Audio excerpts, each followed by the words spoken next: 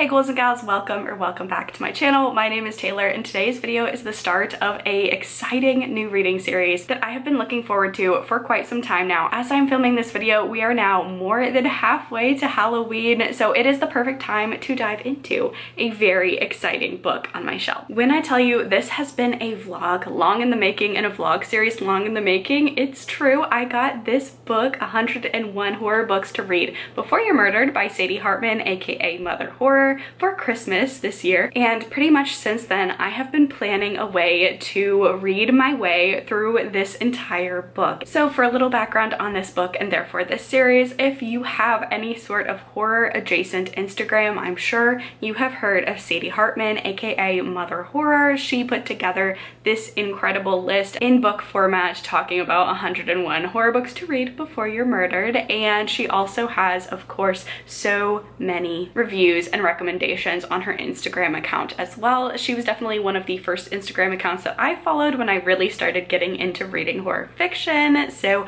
I'm so excited to have this book in my hands and to go along this journey and take some book recs, and even if I've read books in here, read some reviews from one of my favorite reviewers and one of my most trusted reviewers. So not only is Mother Horror a book reader and a book reviewer, she also helps create or curate the Nightworms book box, as well as she is the editor-in-chief of Dark Heart Books. So she's very much an expert in horror fiction. So I am so excited to dive into this book. Now this book has made it pretty easy for me to divide my video series up into several different videos because this book is divided by several different horror categories or subgenres within horror fiction. So we're starting off in the very beginning, the paranormal section with haunted houses. The haunted houses section of this book has 6 book recommendations, and I'm going to be reading 3 of them for this vlog today. I'm only reading 3 of the 6 recommendations because 2 of them I have already read, and then the other one I'm trying to get my hands on, but it has been a struggle, so who knows, we might have that as a bonus book in this vlog if I can get it on time. My library is currently searching for it through an interlibrary loan, so there may be 4 books in this vlog. There probably will only be 3, but out of the 2 books that I've already read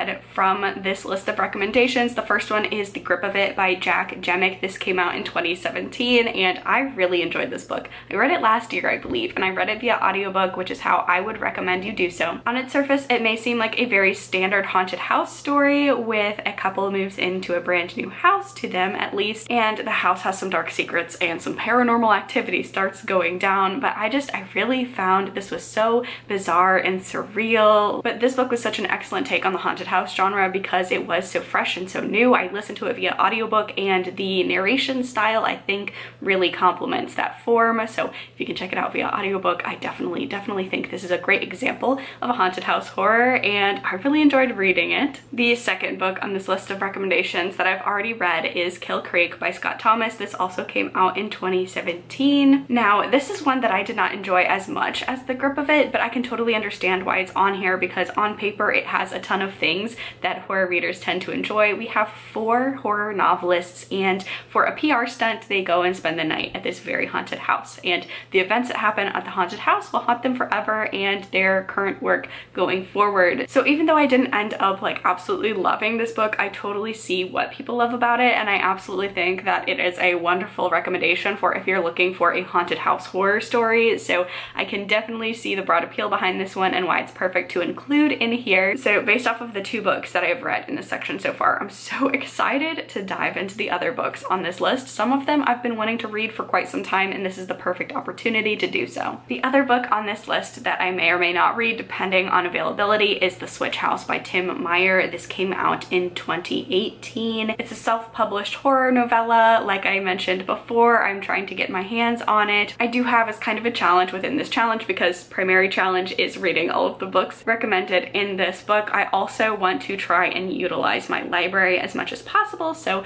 my library is working on finding The Switch House for me, and it may or may not show up in this vlog. I don't know yet. You'll know by the end of this video if I manage to read it, but that leaves us with 3 book recommendations that I am so excited to dive into. First up, we have The Ancestor by Danielle Trussoni. Next up, we have Just Like Home by Sarah Gailey, and then the book that I am going to be starting this reading vlog out with is the Book of Accidents by Wendig. I'm just so excited to dive into these books. They have all previously been on my TBR, so this is the perfect perfect opportunity to read them. I've read from two of these authors before. One of them's a new to me author, so I cannot wait to see what fantastic haunted house books that Mother Horror has picked out for me. So with that introduction out of the way, let's talk about The Book of Accidents by Chuck Wendig. The Book of Accidents by Chuck Wendig came out in 2021, and it follows a family of three, Nate, Maddie, and their son Oliver, as they move back into Nate's childhood home where he experienced trauma at the hands of his father.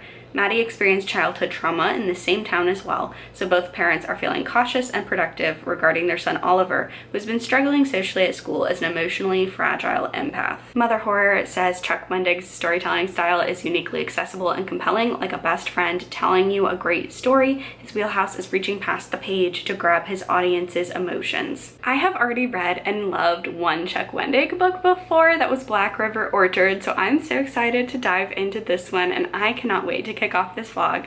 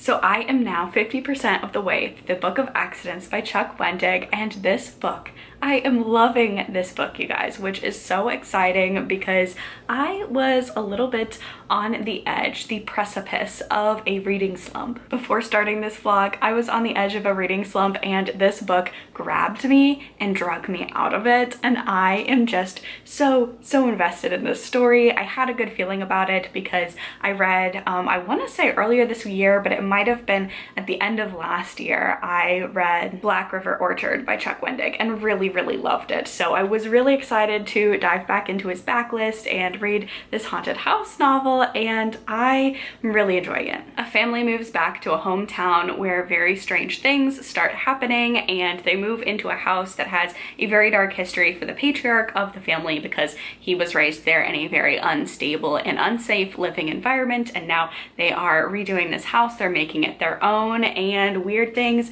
are happening both in the house and in the town at large. So I really am enjoying this. I will say, even though the premise like features a lot, like the action starts when this family moves into this house, it's not necessarily, I wouldn't necessarily describe it as a haunted house story just yet, in terms of like it's focused in the house and the house is the center of everything and the outside world is okay. It's just a house where these weird things are happening, because these weird things are happening all throughout this small town, all throughout the nature and the forest and the other natural landmarks surrounding the house. So in that aspect, it's not like the most cut and dry boilerplate haunted house story, nor do I need that, but I'm really intrigued. I also really, at this point on the 50% mark, I think I had to stop, like physically had to stop myself and sit down and record this update because I'm so invested. Something just happened and I want to find out what is going to happen, and I need to get back into this book, so I wanted to come on here and give a 50% of the way through update, and I'm really enjoying it, and I think the second half is going to go in a completely bizarre and strange direction, and I need to find out what happens. The writing style in here is superb. You really see like the main characters, like you follow an assortment of characters and really get inside their mind and get to see like what they're thinking and experiencing, and that is just so so cool. In addition to that, I'm also listening to the audiobook, and one of the narrators is Exie Sands, who I just love. I enjoy her work overall as an audiobook narrator, but I think when she does horror, she just has the perfect voice for it. I'm listening to it and getting genuinely creeped out at points. The narration is great. It's both her and a male narrator. I forget this male narrator's name. It's not like a name that's familiar to me, but he's doing a great job as well. And I'm doing like kind of a tandem read. Like sometimes I'll read it physically, sometimes I'll listen to the audiobook because I'm speeding through this, and both are really great reading experiences. So I would say either audio or physical, you can't really go wrong when picking this one up. But yeah, 50% of the way through, I'm really enjoying it. I cannot wait to see how this one concludes. So it is a Sunday. I have plenty of time to just sit down and read, and that's what I'm going to do because I'm absolutely devouring this one. So I'm going to go finish this book up, and I will check back in and let y'all know my final thoughts.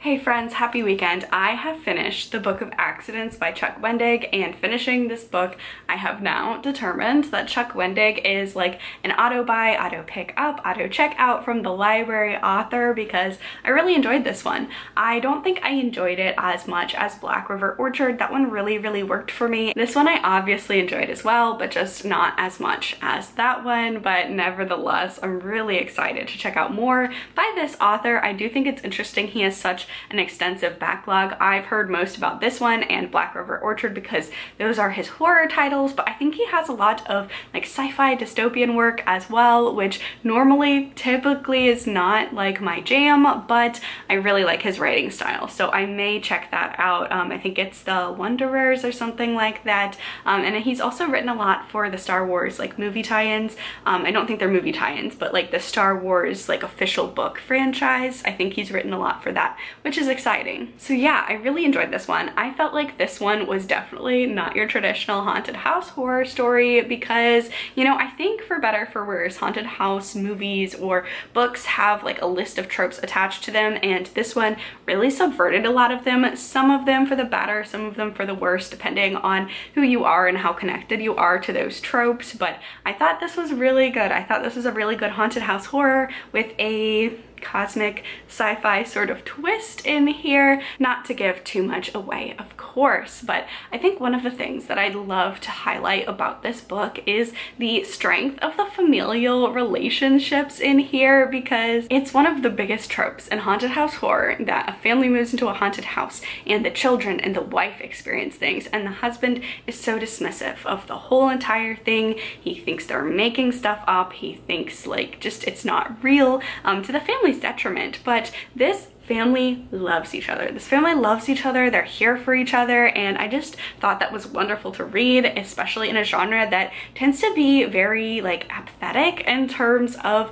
the family dynamic. Usually it's a family's moving into a haunted house to get a better start for themselves because something has happened within the family and they're trying to fix like a broken family or a broken family dynamic. Usually, you know, maybe it's because the husband cheated or something like that. that. So I really enjoyed how this family moves into the haunted house, as well as that they're all genuinely there for each other. Nathan and Maddie are flawed parents and a flawed couple because they're realistic characters, but you never doubt like the strength of the love for each other or the love of their son Oliver, and I think that really heightens the stakes at times because you do care for this whole entire family as a family unit, and I just thought Chuck Wendig did that so well at creating such a realistic family dynamic with realistic fleshed out characters who are not picture perfect, but they don't need to be because they can still be likable and support each other, and that was just a really big strength of this book, and I love to see it. The family's love of each other I felt like added more to the stakes and increased the desperation that the family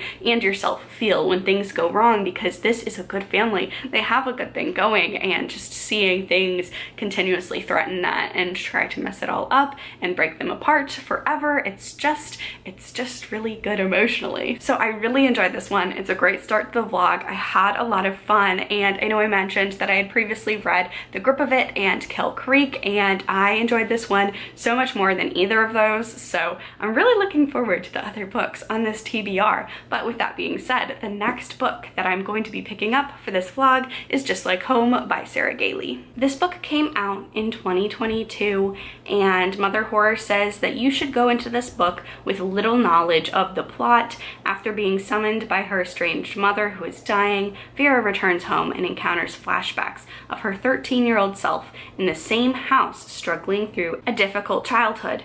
That's it. I'd like to preserve your reading discoveries at all costs because that's exactly how I was able to engage with this book, and it served me well. Reviews are going to give too much away. The less you know about this book, the better going in, so I'm really intrigued. Again, another haunted house story with a very fun cover. I love bright, vibrant horror covers because, as you can tell from the bookshelves behind me, it's mostly fantasy and horror books, so there's a lot of blacks and whites and reds. So I love seeing a brighter cover. I've read one thing by this author before. I believe I read Upright Women Wanted was the title of it, and it was like a very fun western set in, I think, a futuristic world. I don't remember. It's been years and years since I read that one, but I remember enjoying it, and typically like westerns are not my thing, so I'm intrigued about this haunted house book. I'm also intrigued because I've heard this one is really divisive, which is exciting. Some of my favorite books are books where people either really love or really hate them, so I'm excited to dive into a really divisive haunted house horror novel, and yeah, gonna go get to reading this, and I will check back in at the 50% mark and let y'all know what I'm thinking.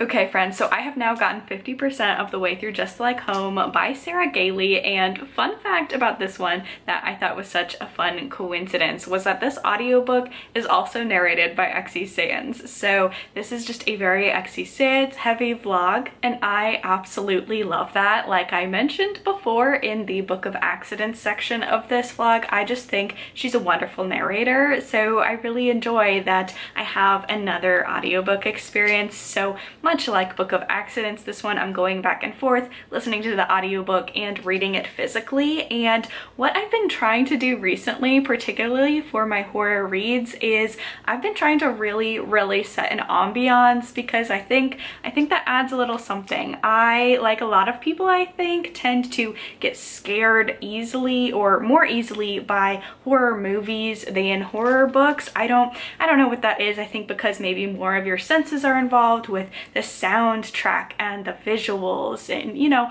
all of that for a horror movie that a horror book doesn't necessarily have. So I've been primarily listening to this one at night. I will put on an ambiance on my TV. I will turn all the lights off except for a candle and listen to this one, and that is really, really working for this one, because there have been some moments in here that have been so unsettling and so terrifying, and I really think a large part of that, obviously, Sarah Gailey's writing. Their writing is good, and it probably would have creeped me out anyway if I was just, you know, reading it in broad daylight, but just adding those extra elements really elevated this reading experience. So I think I'm going to try it and do that more. I frequently read with like an ambient room going on in the background, like a YouTube video. My favorite channel, just a quick shout out because I frequently am watching this person's videos, Miracle Forest on YouTube. She has the best like creepy ambiances. They're very nice, they're very soothing, and they're not all horror, but a lot of them are. So I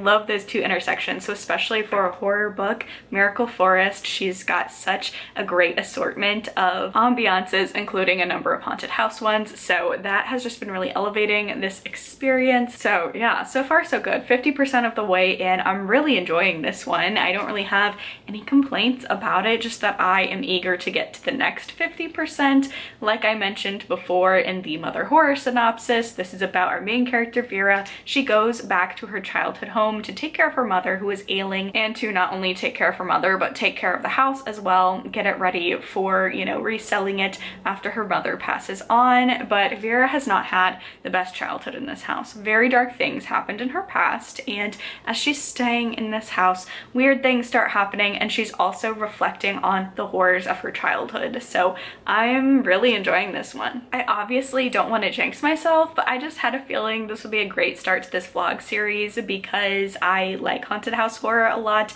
and in particular when I was quickly flipping through the haunted house horror section, there were some repeat authors that I've read from before. Chuck Wendig and Sarah Gailey, I've both read books from them and enjoyed them, and just I really like the haunted house concept. So I am really intrigued. I have heard, not trying to get too much into spoilers because I wanted to go into this one not knowing a lot, I've heard that this one is very polarizing, and at this point there's nothing like super weird or shocking or like a Shyamalan twist, you know? Like I feel like there's nothing in here that would warrant the really strong visceral you either love it or hate it from this, because I have heard this book as just either people love it or hate it, and I'm really curious to see if maybe the 50% mark we're gonna get weirder and weirder, or if there's like a Shyamalan twist at the end. So yeah, I'm intrigued. I'm going to go finish up this one, and I will check back in when I've completed Just Like Home.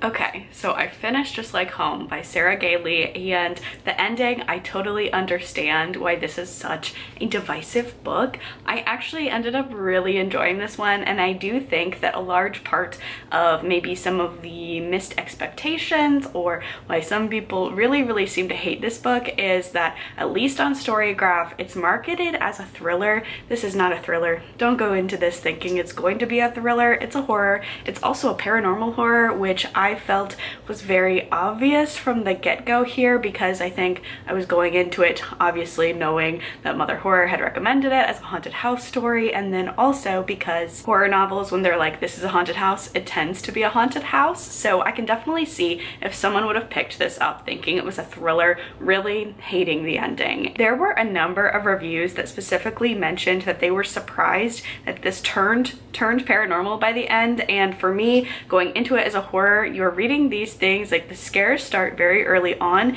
and at no point does this feel like a thriller, but if you go into it expecting a thriller, I could see how that just wouldn't meet any of the criteria for a book you'd enjoy. So yeah, go into this knowing it's a horror, not a thriller. It's paranormal. It's very, very clearly paranormal. It doesn't spend any time really debating whether or not it's paranormal, but rather what the nature of this paranormal thing is in the house. So I really enjoyed it. I think the ending was a little bit, there were some things that I thought were not the greatest executed, but I enjoyed the ending. I definitely thought it was out there and it was really creative. And when we get like the reveal, the biggest part of the reveal, I was shocked. Like I was trying to piece together maybe what this paranormal entity could be, and it was definitely a shocking ending. So I had a lot of fun with this one. I think I probably prefer the Book of Accidents more, but this one, you know, was a fun time. I also wanted to mention that in the dust jacket like blurb description of this was marketed as The Haunting of Hill House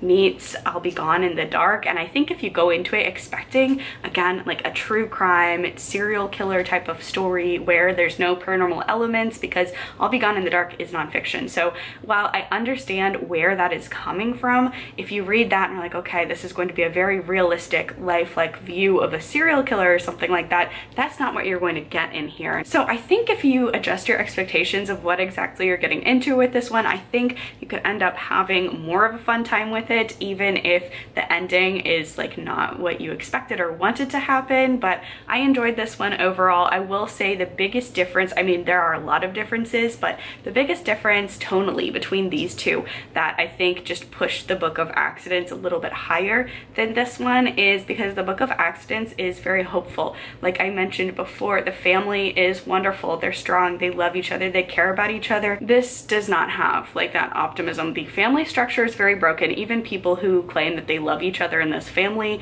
you know, you have to wonder like what they actually love or if they even like their family members at all. So there's definitely trigger warning for very abusive family dynamics. You know, Vera's coming back to settle her mother's affairs and kind of get closure with both the house and her mother before she dies, and then the horrible things that happened in this house during her childhood. I think Vera's also definitely way more of an unlikable main character than the family in the Book of Accidents. I enjoy reading from an unlikable character, but she definitely makes decisions both in her past as a child and as an adult where you're like, what are you doing? And makes like very questionable decisions because her whole entire life has been informed by trauma. So her love maps and the ways that she goes about things just are not what every person would do in a situation. But I thought this one was very creepy. It was a fun ride. I definitely will not forget the ending. It was very shocking, and I'll still check out more by Sarah Gailey in the future. They write a bunch of different genres, and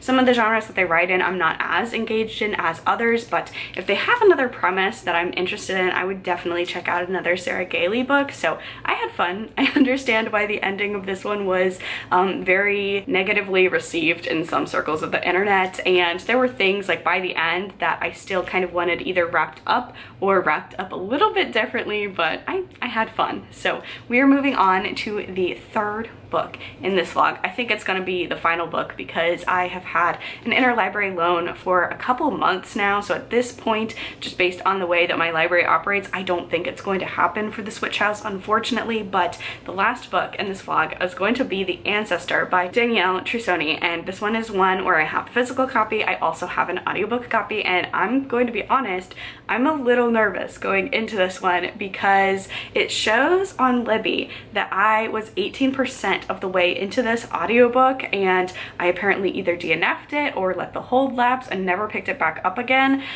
So that's concerning, but also, I have no recollection of reading it, which I don't know. So maybe it could be a glitch because I feel like I normally have a really good recall of books that I have read before in the past, and even books that I have like DNF'd in the past. So like I'm reading over the synopsis and I don't remember it. So I'm hoping it's either a glitch or maybe I did just try it because I did used to listen to audiobooks a lot more at work, not at my last job, but the job previously. And I could definitely see me maybe trying out an audiobook because I used to work like floor shifts where we'd like design like the floor setup. It was in retail, so I would have an audiobook and, you know, while I was working like overnight pretty much be listening to an audiobook. So I could see myself DNFing a book in that context and not remembering, but I don't know. I'm nervous, but the synopsis, I feel like I'm going to like this one. So this is about a woman who discovers that she has inherited a huge sprawling estate in Italy. It's actually kind of funny. I've read 2 books like that this year and I've enjoyed both of them. And I say 2 books like it, like they're both a little bit different. The House of Last Resort by Christopher Golden, the couple moves to Italy and buys a house, and then Diavola by Jennifer Thorne, I think. That one is a family that vacations in a haunted house in Italy. So not the same premise, but a little bit of a similar premises. This one is about after a DNA test reveals that Alberta Monti is the sole heir of a wealthy noble family in the Italian Alps, she leaves New York to visit the family estate, Monte Bianco Castle, a centuries-old compound isolated in the mountains. What appeared to be a fairy tale inheritance, however, soon turns into a nightmare as Bert begins to uncover the dark legacy of her family and the truth about the abandoned village at the base of the castle, the whispers of stolen children, and the rumors of a legendary monster in the mountains. Mother Horror says she's never wanted to live in the pages of a horror novel as much as she did while reading The Ancestor. It's a perfect setup for a compelling story. She felt like she was reading the source material for an old black and white movie. Horror fans, if you enjoy a well-crafted gothic tale, this book is a must. So even though my Libby app suggests otherwise, these are all things on paper that I find really compelling in haunted house stories, so I'm really looking forward to picking this one up, checking it out. So I'm gonna go read it. We'll see how it goes. I will check back in at the 50% mark and let y'all know how I'm feeling about it.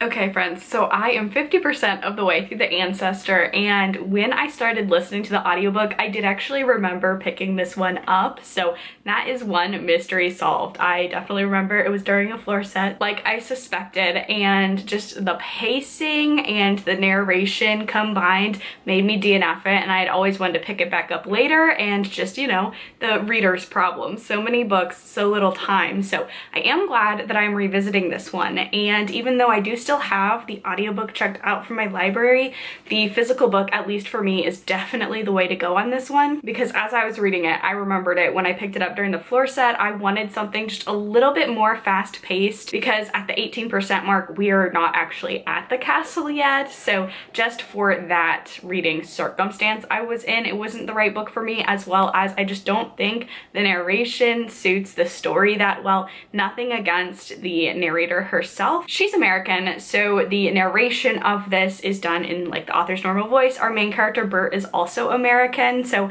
that's not a problem. However, every other main character in here has some sort of accent. They're all different accents. Some are Italian, some are English, some are like a blend of the two, and our narrator just, it's not working. I definitely get why it was an American narrator, because again, our main character is American, but just every other character I just really cannot stand understand their narration style and the voices that the narrator chooses for the characters. So I'm enjoying this so much more physically than via the audiobook. I also think because I do tend to listen to a lot of audiobooks, particularly like nonfiction and history audiobooks, so I have heard these type of accents that are supposed to be in here, and it's just not, it's really taking me out of the story. So I'm reading this physically and I'm having a way better time with it. I will say this is definitely like very gothic, very slow paced. I also feel like at this point in the story, this one has the most broad appeal. I would say this could be for people who enjoy mysteries maybe, or are looking to dip their toe into the horror genre.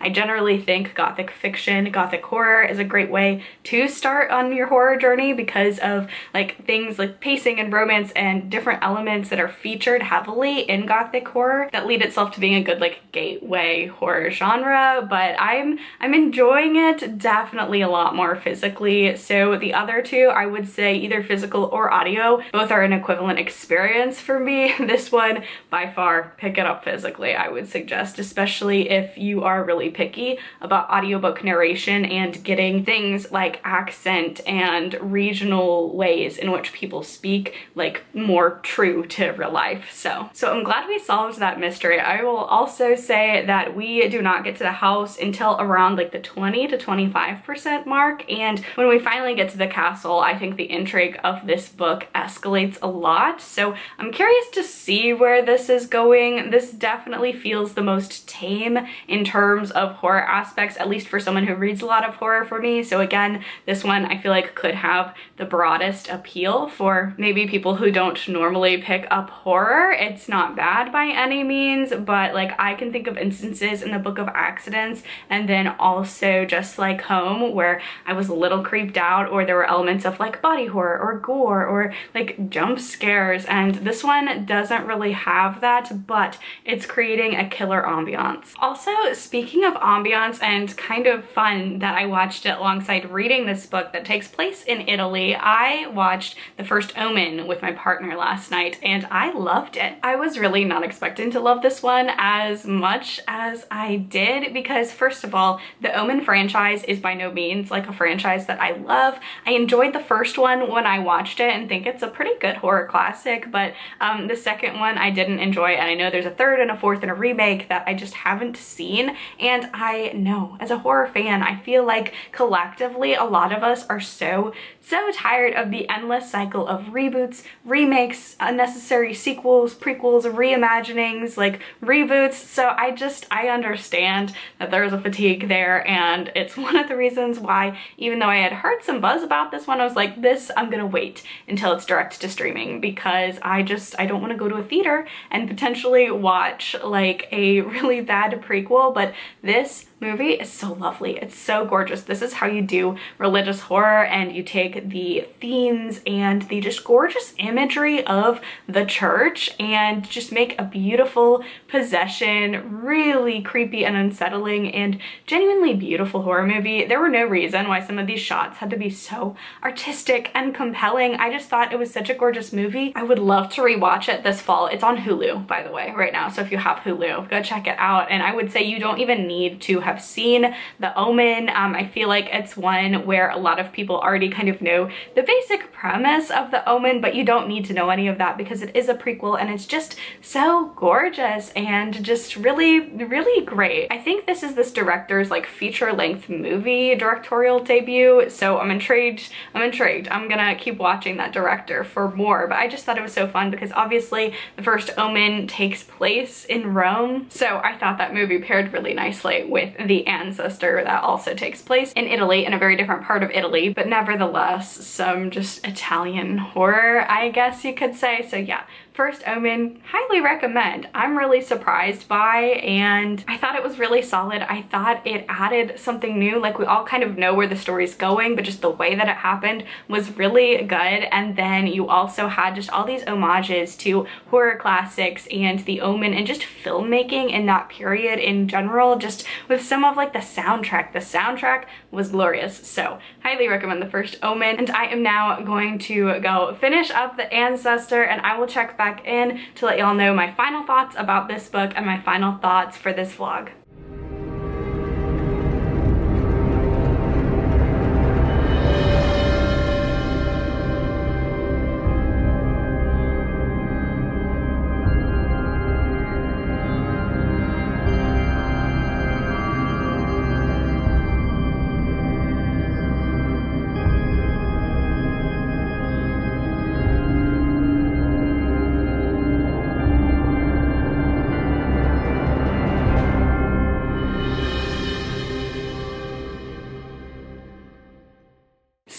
I finished the Ancestor and I ended up really not liking this one.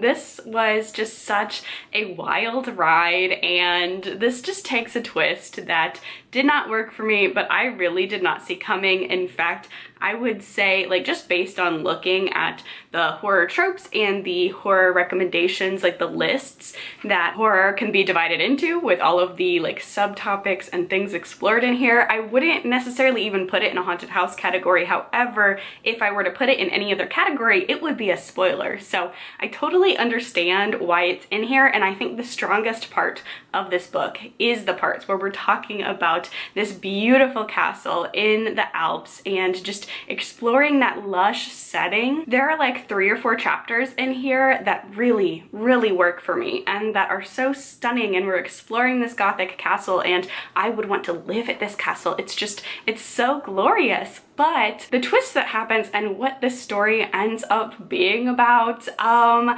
don't know. I've read stories, I'm trying not to spoil anything obviously, but I've read stories that deal with similar subject matter and they've worked for me, so it's not something that I've hated in horror before. But I think just because I was so blindsided by it and it takes itself really seriously, and I think maybe if it didn't so much, it would have been better. Again, no spoilers, but this one really feels like a Shyamalan twist. Like, I know I mentioned something similar in Just Like Home by Sarah Gailey. However, I think that one, like the twist, fits within the same realm of subcategory of horror, so it's not necessarily like out of nowhere. I think you would understand it. I don't know, like this one really comes out of nowhere. Like, I didn't expect it out of this book, so I think that probably really detracted from my enjoyment. However, I understand the way that it was built up and the way that you don't get that like on the dust jacket, so I feel like telling it would be a really big spoiler and it wouldn't come off in the same way. So I don't know. I will say, even though I did not like this one, it did not end up working for me. I did finish it because I was like, what is happening next? And I did also talk to my partner about it. I spoiled this whole entire book for him. We talked about it at length, so it was a weird and fun reading experience. So I am glad to have read it. I'm certainly not going to forget what is in this book. It just really didn't work for me. It's not a subgenre of horror that I tend to gravitate towards. So again, those are like kind of all the little Easter eggs, no spoilers there. I'll also say, when I was trying to figure out who this book would work for, I noticed that Paul Tremblay and Deborah Harkness both blurbed this one, and I would say if you enjoy Deborah Harkness, then you may like this one. I think that's actually a really good comp author. I read A Discovery of Witches and really enjoyed it, and then I read the second book in that series, and I can't remember if I DNF'd it or firmly decided by the end of the book I was not continuing, but something happened, a similar kind of twist, or not similar twist or plot device, but a twist and a plot device was introduced that really changed the tone of the series and changed what I liked about the series. So I think that the writing style is very similar between these authors, and just the way that they write horror, because I suppose Discovery of Witches could be horror adjacent. There's vampires, there's witches, there's spooky stuff happening, and it's also like a fantasy, so I would say maybe that's the vibe of this one, like Deborah Harkness meets Rebecca. So if you enjoy any of that, I'd say pick it up. I know there are people who love this book. I have seen some glowing 5-star reviews, so I know there's an audience out here for it. It wasn't me, and I'm okay that book ended up not being for me, because overall I had a great time with this vlog. I definitely think that the suggestions, the compiled list of suggestions for this book at large, are going to be a really good sampling of just different takes on every single subgenre and trope within horror. So that's really exciting to see. It's honestly one of my favorite things about horror, is that someone's favorite horror book, someone's favorite, like their scariest, the most creeped out they've ever been by a horror book, that could be someone else's DNF or 1-star, because horror is such a subjective concept, and what makes a book genuinely scary really changes from person to person, which is a part of what I love about the genre. So I definitely think that even just reading these 3 books, books that there are a ton of different readers that could feel like any one of these could be a 5-star for any single person, which